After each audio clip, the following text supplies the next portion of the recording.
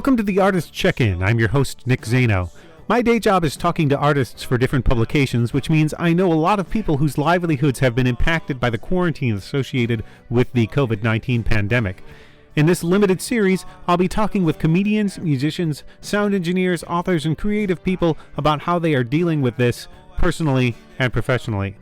This week, I speak with Bethany Van Delft, a comedian and storyteller, and so much more, as she will explain momentarily. Bethany hosts Artisanal Comedy every Wednesday on her Instagram, and she's got a lot brewing she can't quite mention yet. She adapted her show to the online comedy world very quickly, partly because she's not willing to just give up comedy when real-world stages are no longer available. We also talked about taking care of a family under quarantine and taking some time to pause as creative people to prevent burnout. The last part of the conversation revolves mostly around the Black Lives Matter protests, how social media has focused people's attention in quarantine because they don't have the usual distractions to move on to, and why this moment in history feels a bit different from other flashpoints. It's always a joy to speak with Bethany, and we frequently go over time, but I managed to stop us 27 minutes into what was supposed to be a 20-minute conversation. Here's Bethany.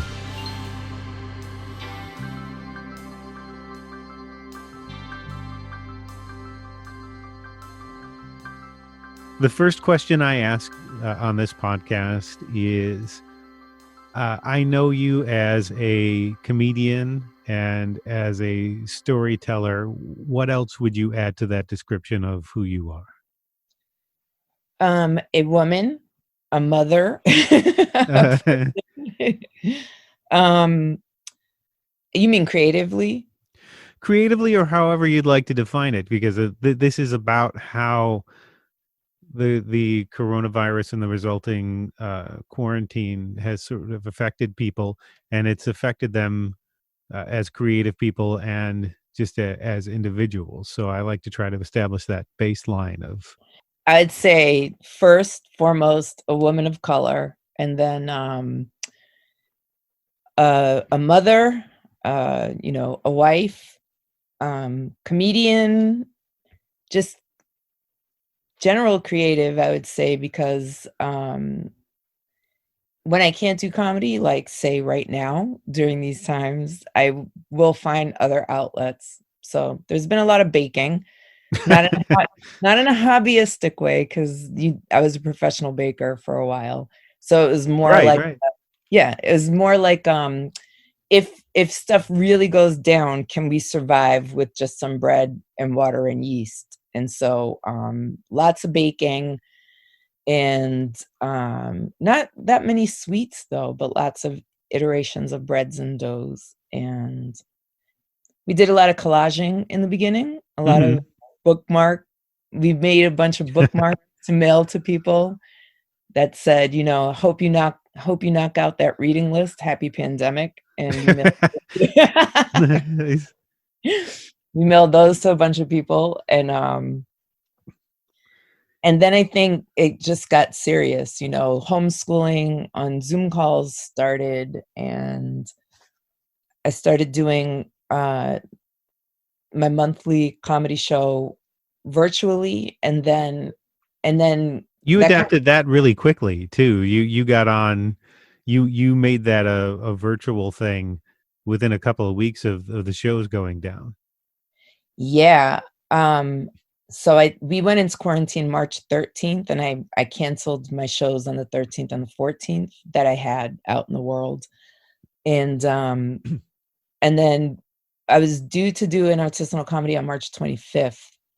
But I just, on the 13th, I just was like, wow, who will I be when we don't do comedy anymore? I guess I'll have to find a new thing that I am, or something. I don't know, if comedy goes away for a super long time and then comes back, I don't know if I'm going to be back in the game, for so many reasons, but it's a really tough business to stay in front of. And that's what I was thinking until March 23rd. And March 23rd, I saw a comedy show pop up on Instagram, and it was going to be a live I didn't know live on Instagram or live on Facebook. I don't remember where I saw the ad for it. And I was like, "Oh, wow, comedy online? How would that go?" And so March 23rd, I called Maria Champa. You remember Maria? She's a Yes. comedian here in Boston. I adore her. She's one of my favorite people. I called her up and I was like, "What do you think about comedy online?" She's like, "I don't know. Let's give it a test run."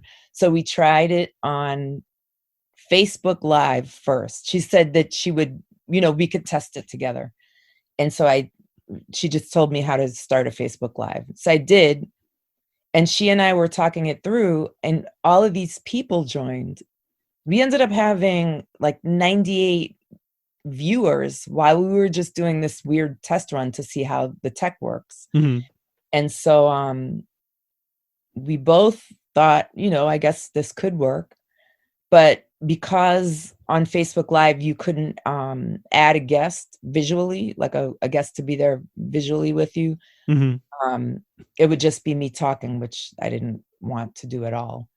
And I did spend 2 days completely obsessively seeing if there was a way to invite a participant on Facebook Live, and it just looked like Instagram was the only way to do it. So um, I asked all the comedians that were going to be on the live show March 25th if they wanted to do it, and half of them said yes. And then I just asked a couple of, close comedy friends if they wanted to fill in the comedians that didn't want to do it, Mhm. and that was it. So that decision was made 2 days before that show, and it was a mess, but all the comedians were amazing and hilarious, but also very thoughtful and really in the moment, thinking about what was happening right that moment. And it felt like we were all kind of in the same place. Like, what in the Mhm. world will happen if comedy doesn't come back? And I felt like the people that were on it that night were just like, I'm not letting it go. I don't know what's going to happen, but I am not letting comedy go. So I'll try this new weird thing. And then since then, lots of shows have popped up, of course, and lots of comedians who didn't want to do it initially are doing it now. And Mhm.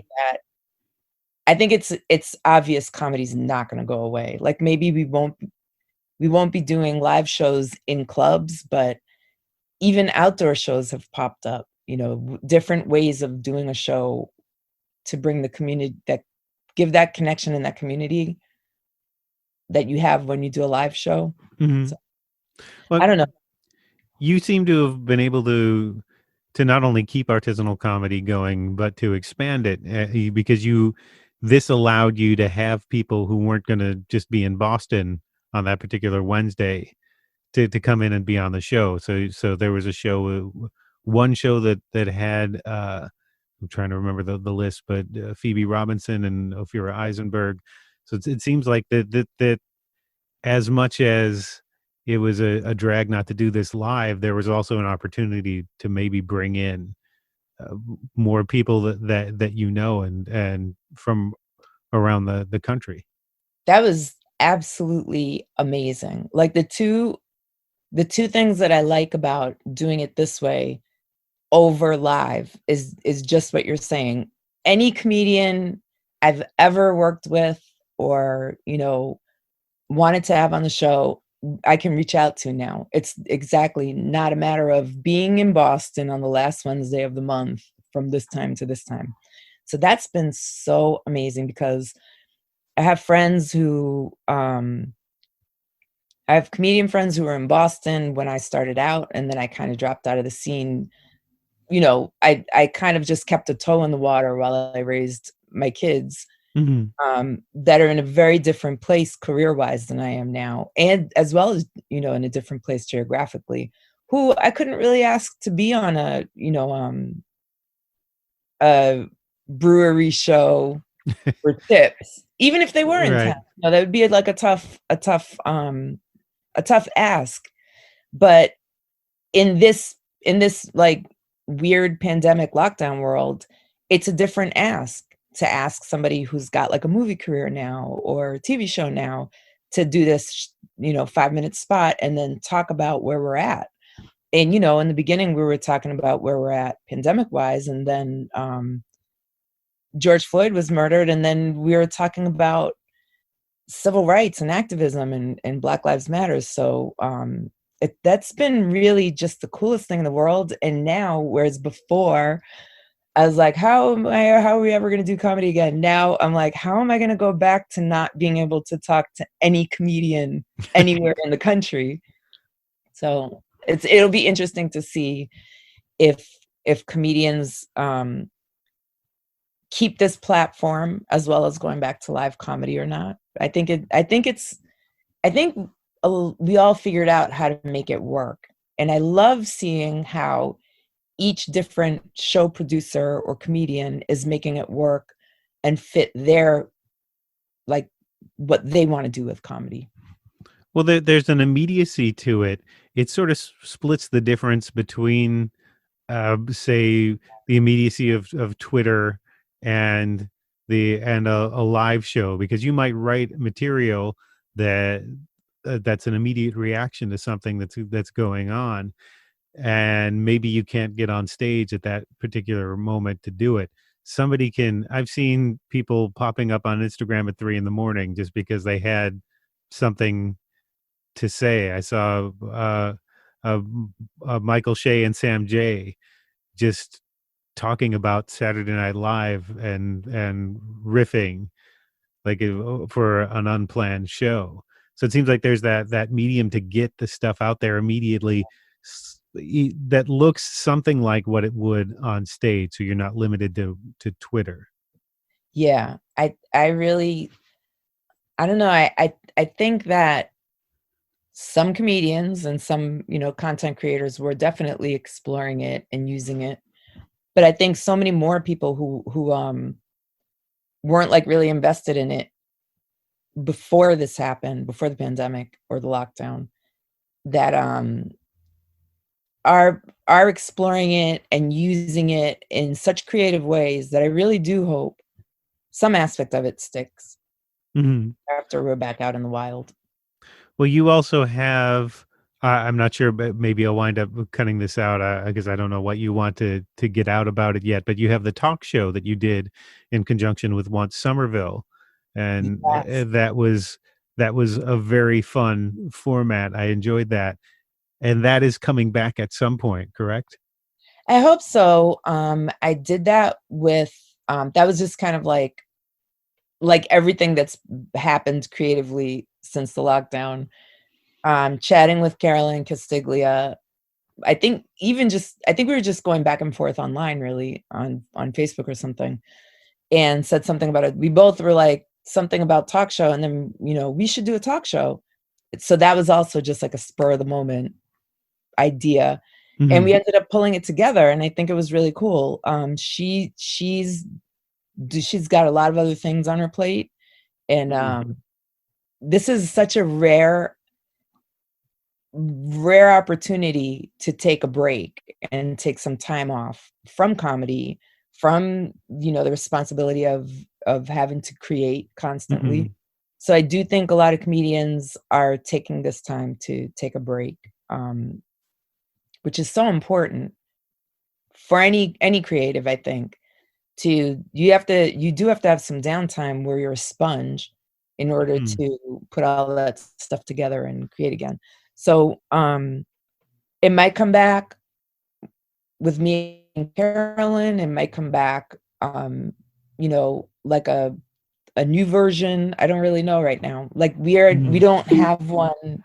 We don't have one on deck right now, but who knows what will happen.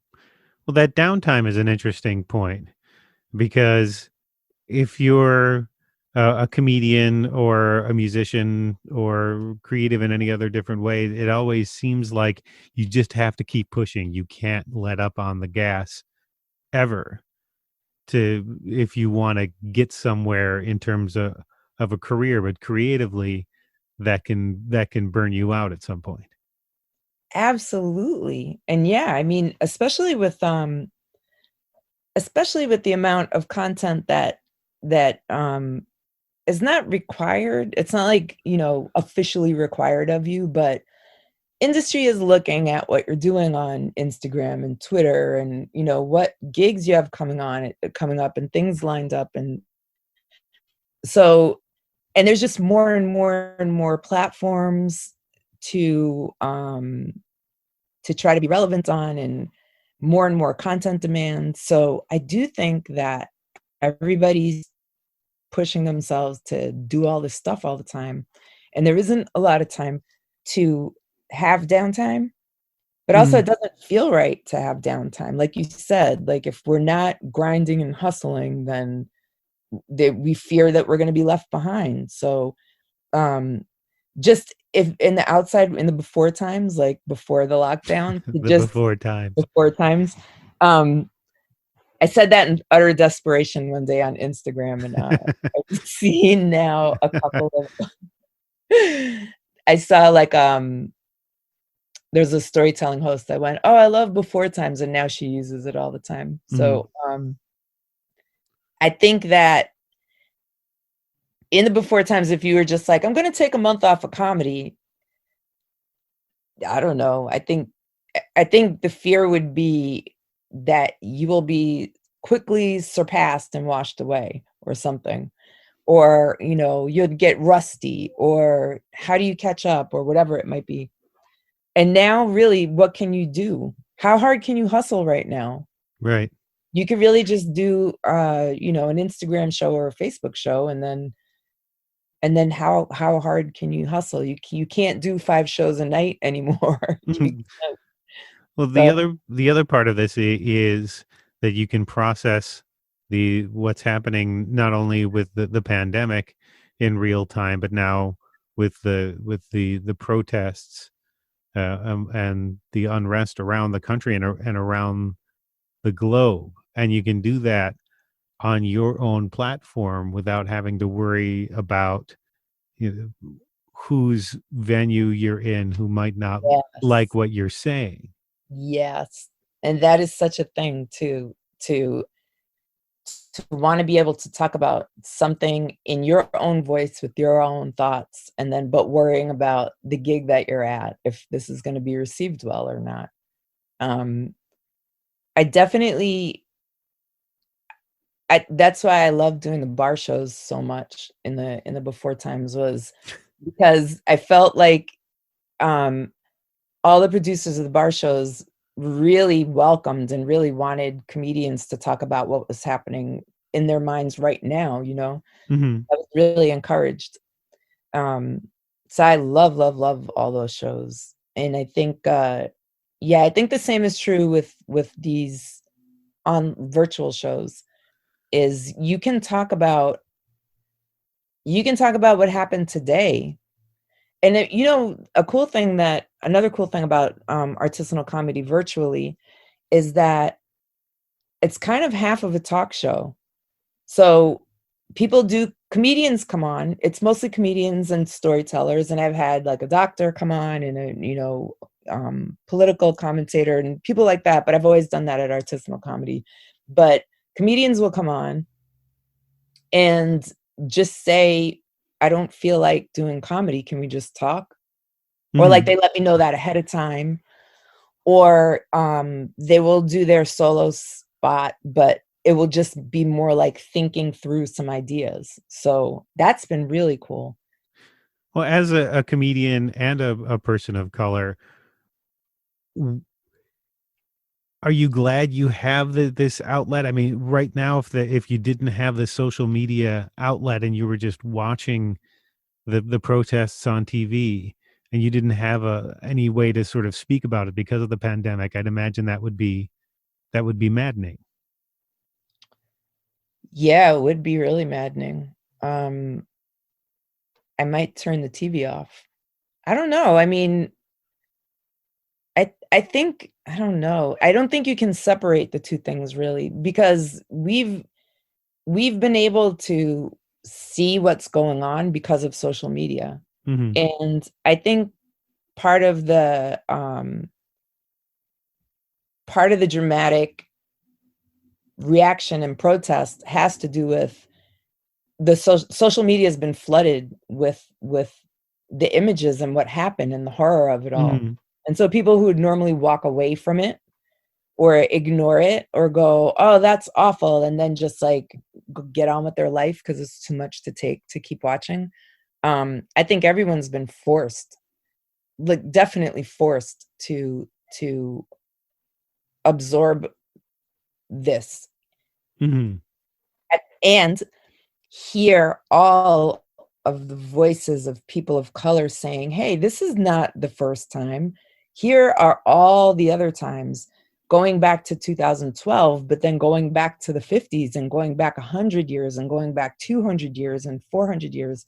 And so now people are flooded with the real history of Black people in America, people of color in America, Hmm. the police force, police brutality. No one's ever had to pay attention the way they are paying attention now.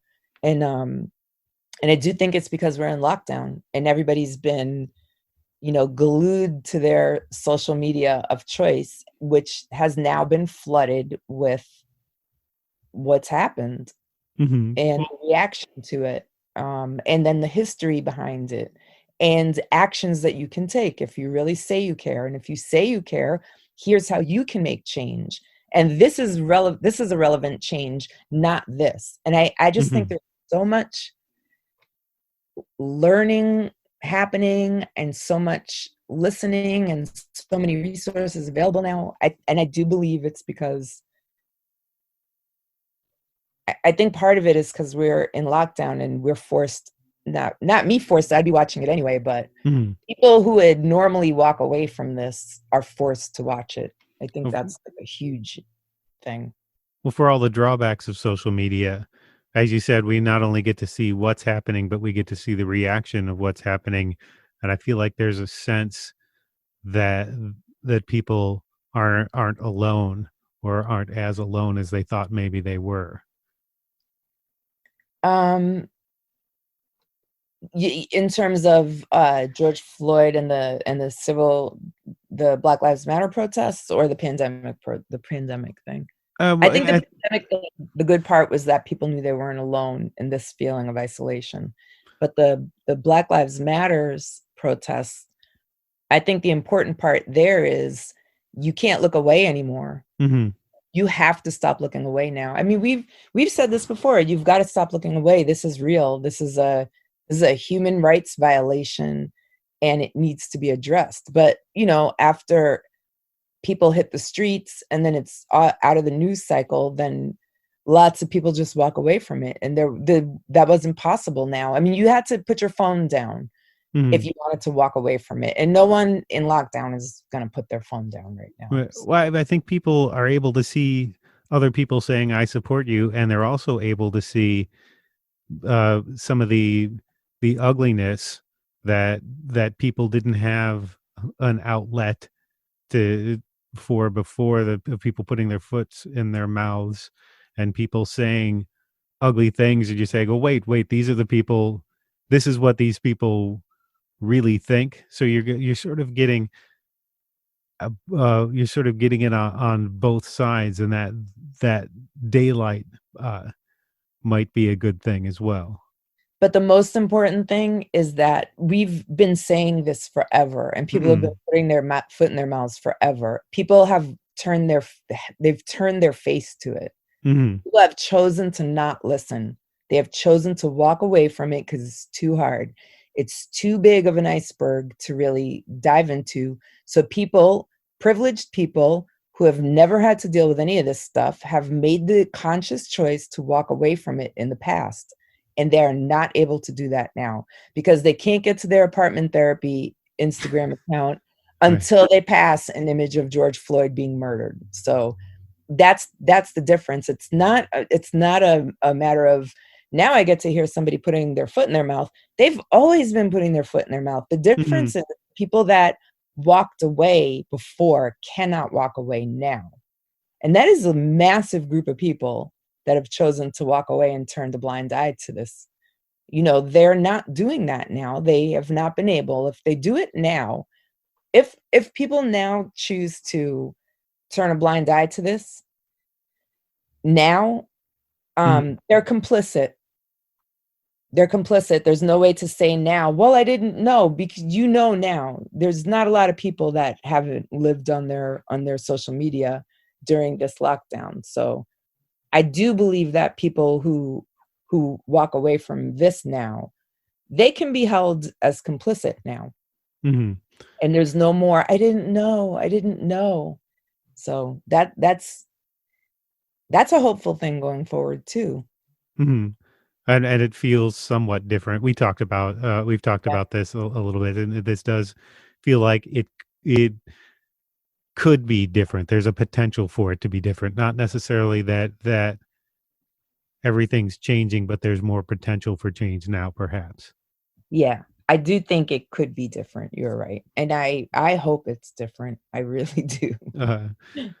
So when we talk frequently, it spins off for, as we did yesterday, because we spoke about it for something else yesterday. So, and I know this was supposed to be 20 minutes, so I'll bring things to a close. And our usual question on this podcast is, because creative people have been sort of out of work, have had the opportunities to make money sort of taken away from them. How can people help you as a creative person and an artist going forward? Me personally, or comedy? Well, you personally, if you have a way to help comedy in general, then you can Um, also say that. But okay, help me. You can help me by tuning into Artisanal Comedy on Wednesdays at 9 p.m. Also, following my Instagram to see what comes up next. Like, I'm always going to be trying to find ways to be creative, and who knows what next iteration of comedy I'll like put out there, or hook up with somebody to put out there. I also have a couple of projects that are going to launch within the next month or two. So if you follow my Instagram, you'll get to find that out and listen to my album. I'm Not a yes, Llama. Listen to my album. That's a great way to support me. The more listens, the more, what is the word? Not validated, but the more listens that album gets, when the outside world happens again, the more booking potential there will be. yes. I'll be able to get more work if that album is really popular. So listen to it. It's available anywhere, Spotify, iTunes, anywhere you listen to music. Make sure to like it. Like Mhm. it. And if you want, review it. Give it some stars. If it's a shitty review, just spare me and talk shit about me at dinner, but don't put it on there. Just like it, and so that I can get booked when the outside times return. And it is as relevant now as it was when you released it several months ago. Especially in terms of the Lady A controversy. So if you want to hear Boy. the Tune in to I'm Not a Llama for my feelings on Lady Antebellum, the name Lady Antebellum. I don't know them as people. Mhm. I just know that choice. Yes, and it's right on there on the what is the name of the track? The Confidence I Want. The Confidence I Want. Yep. Right. All right. Well, thank you for doing this. I appreciate it, and I hope I have I have been able to close the conversation neatly enough to allow you to get on with your day, because I know when we talk, usually that that that can sprawl. No, I love it. That's why we end up talking for hours. But yes, I do have to. I promised my kids I'd be outside with them today.